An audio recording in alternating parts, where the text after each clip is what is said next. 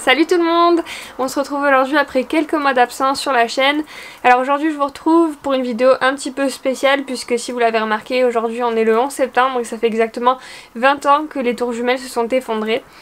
Donc voilà, donc j'avais envie de faire cette petite vidéo pour rendre hommage à ma manière. J'avais envie de vous partager quelques idées de films, séries et livres à voir sur le sujet du 11 septembre. Alors je vous ai fait une toute petite sélection, il y a 3 films, 2 séries et 2 livres il me semble. Donc c'est vraiment pas énorme mais j'ai pas eu le temps de tout voir ni tout lire.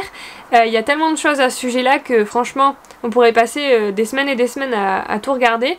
Donc voilà, je vous ai fait vraiment une petite sélection de ce que je préférais vraiment. Alors le premier film que j'ai à vous présenter c'est World Trade Center. C'est un film d'Oliver Stone avec comment il s'appelle, Nicolas Cage.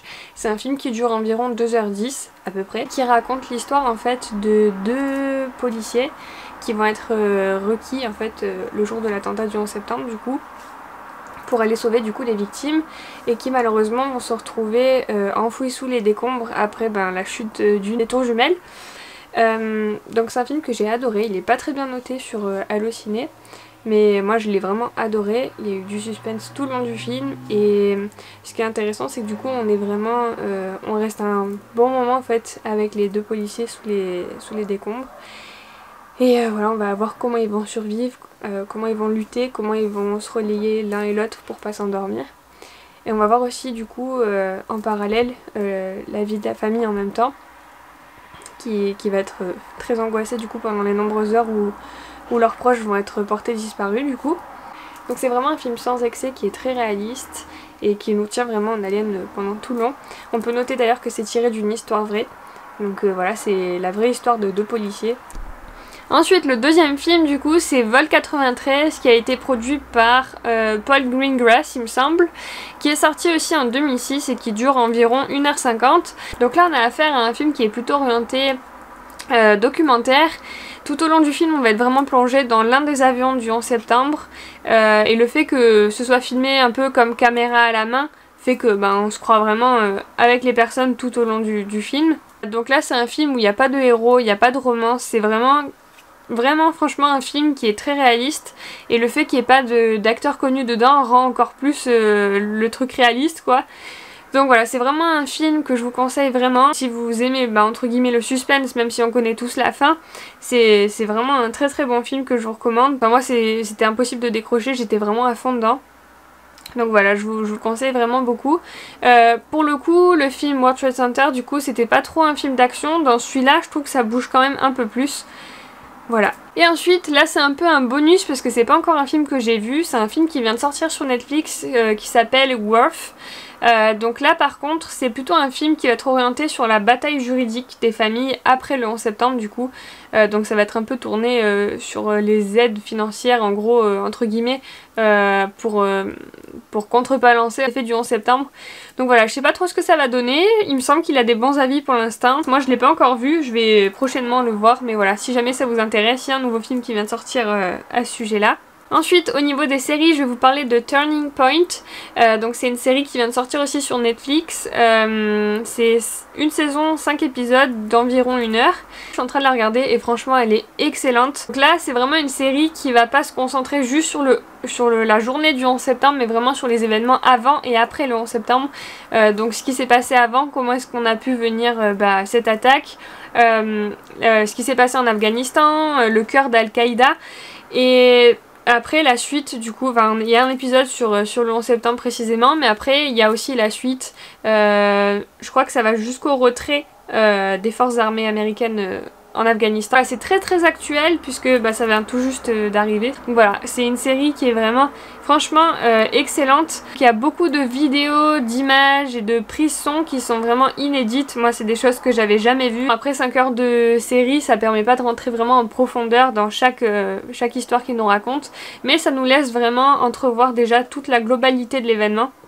Et on apprend beaucoup de choses. Ensuite une autre série que j'ai vue il y a un petit moment, ça s'appelle The Looming Tower. Donc là c'est une série de 10 épisodes il me semble, qui est sortie je crois en 2016 ou 2018 si je me trompe pas. Donc là j'ai le synopsis sous les yeux, si vous voulez je vous le lis parce que franchement c'est ce qui résume le mieux la saison. Retour en 1998 dans un contexte géopolitique plutôt assez tendu. Rivalité entre la CIA et le FBI aurait-elle pu involontairement ouvrir la voie à la tragédie du 11 septembre et à la guerre en Irak. Donc la série pointe vraiment toutes les parts d'ombre qui se sont déroulées autour du 11 septembre, tout ce qui a été plus ou moins caché, notamment du coup la relation entre le FBI et la CIA qui a fait un gros fail en gros.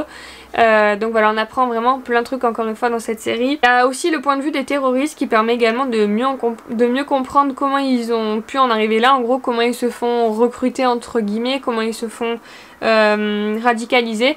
Donc voilà, c'est intéressant encore une fois d'avoir aussi ce point de vue là. Donc par contre petit conseil, si vous pouvez essayer de regarder la série en VO parce que les doublages en français sont vraiment pas terribles. Donc là on va passer à la partie livres, j'ai 2 livres pour adultes et aussi un pour les enfants.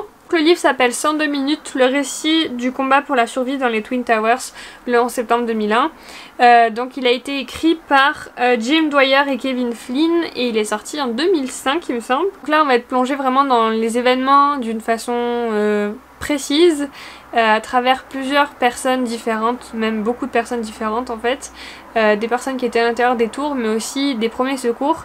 Ce qui est intéressant c'est qu'en fait les auteurs se sont basés sur plein de sources différentes, donc des enregistrements téléphoniques, des témoignages de survivants, des conversations entre les employés et aussi entre les premiers secours qui ont été aussi enregistrés. C'est ce qui donne vraiment la profondeur à ce livre puisque du coup on sait que c'est basé sur des histoires vraiment réelles, c'est vraiment les dialogues qui se sont dits. Je vous le recommande vraiment. Après c'est quand même un pavé donc ça je vous le dis déjà, je sais plus combien de pages il fait mais il est vraiment très gros, donc il faut s'accrocher parce que le petit bémol du coup de ce livre c'est que vu qu'il y a beaucoup de gens, des fois c'est difficile de se rappeler qui est qui. Donc voilà, faut pas perdre le fil, on revient souvent en arrière pour se rappeler qui était cette personne. Donc moi c'est ce qui m'a un petit peu déstabilisée pour cette lecture là. Ensuite le deuxième film dans le même genre s'appelle The Only Plane in the Sky. Donc je sais plus en quelle année il est sorti mais il me semble qu'il est vraiment très récent. Donc là pour le coup c'est un livre que j'ai très envie de lire mais que je n'ai pas lu. Donc je vais juste vous lire le résumé et voilà, donc pour vous le présenter quand même si jamais vous êtes intéressé. Alors premier truc, c'est un livre qui est uniquement en anglais, on ne le trouve pas en français malheureusement pour l'instant. Donc voilà, si vous aimez lire en anglais, allez-y parce que franchement je pense qu'il est super. Donc le résumé c'est The Only Plane in the Sky est un récit autour du 11 septembre du point de vue des personnes ayant été directement affectées lors de cet événement. Donc ce sont plusieurs témoignages de survivants, témoins, premiers secours, familles, agents d'aéroport, employés de gouvernement, ainsi que les citoyens à travers tout le pays. Il y a même le témoignage d'un astronaute qui s'appelle, alors je l'avais noté, Frank Culbertson, si je dis bien son nom, qui se trouvait à la station spatiale internationale ce jour-là et qui voyait les fumées du World Trade Center depuis l'espace. Donc ça c'est quand même incroyable et il y a des témoignages comme ça pendant tout le livre. Donc j'ai lu quelques extraits et franchement ça j'ai trop envie de le commander. Le seul truc qui fait que pour l'instant je m'y attaque pas, c'est que c'est vraiment encore une fois un pavé, il fait plus de 500 pages il me semble. Donc voilà, moi j'ai vraiment beaucoup de mal avec les gros livres comme ça, j'arrive pas à rester sur le même sujet pendant des semaines. Donc voilà, si jamais ça vous intéresse, il est sur Amazon et sur plein d'autres sites différents. Il est là vraiment bien et il est extrêmement bien noté. Je crois que sur Amazon il est 5 sur 5 et il y a des centaines voire des milliers de revues, d'avis. Donc voilà, franchement moi je le trouve vraiment pas mal. Après voilà, à voir si vous aimez lire en anglais. Alors le dernier livre c'est un livre pour enfants comme je vous l'ai dit mais qui est tiré aussi d'une histoire vraie, donc c'est ce qui fait qu'il est vraiment très intéressant. Moi pour le coup je me le suis commandé. Alors encore une fois c'est un livre en anglais donc je sais pas si vos enfants parlent anglais, mais rien que pour vous personnellement je trouve que c'est quand même un super livre puisque comme je vous l'ai dit c'est l'histoire vraie en fait d'un arbre, d'un poirier même, qui a été planté pendant les années 70 au pied des 2 tours jumelles et qui a été retrouvé sous les décombres un mois après l'attentat. Donc il était brûlé, il était cassé mais il était toujours vivant. Donc New York a demandé à l'équivalent de la direction des parcs et des jardins de la ville du coup de le prendre en charge et de s'en occuper. C'est ce qu'ils ont fait, ils ont été aux petits soins avec cet arbre là pendant 10 ans. Et juste avant l'inauguration de One World Trade Center, du coup la nouvelle tour, il a été replanté en fait au pied, donc il y a plein d'arbres différents, dont du coup cet arbre qui s'appelle The Survivor Tree. Donc voilà, donc c'est en fait tout simplement l'histoire d'un arbre qui représente aujourd'hui la résistance, la survie et la renaissance des États-Unis. Donc c'est un symbole assez fort et le livre a l'air d'avoir des images vraiment très très belles, des très belles illustrations. Donc moi je me le suis commandé, je vous mets quelques petites vues ici si jamais vous êtes intéressés. Il y a plein de livres comme ça en anglais sur le site Amazon. Alors c'est beaucoup de livres pour enfants, mais parfois, même si c'est pour les enfants, ça peut quand même être intéressant aussi pour les adultes parce qu'il y a plusieurs récits qui ont été basés sur des histoires vraies, comme aussi, alors je sais plus le nom de ce livre, je vous le mettrai juste là, mais en gros c'est un bateau qui a été construit grâce aux piliers métalliques en fait des tours qui se sont écrasés. Enfin voilà, donc il y a plein d'anecdotes et plein d'histoires vraies qui sont aussi dans les livres pour enfants, donc pourquoi pas. Surtout si vous débutez en anglais, ça peut être une bonne manière aussi d'améliorer votre langue, votre niveau. Donc voilà pour cette vidéo, je suis désolée si on est dans le noir maintenant et si j'ai été un petit peu hésitante, ça fait très longtemps que j'ai pas fait de vidéo donc c'est un peu bizarre et j'ai toujours un petit peu de mal à bien raconter les choses. Donc j'espère que ça vous aura quand même plu.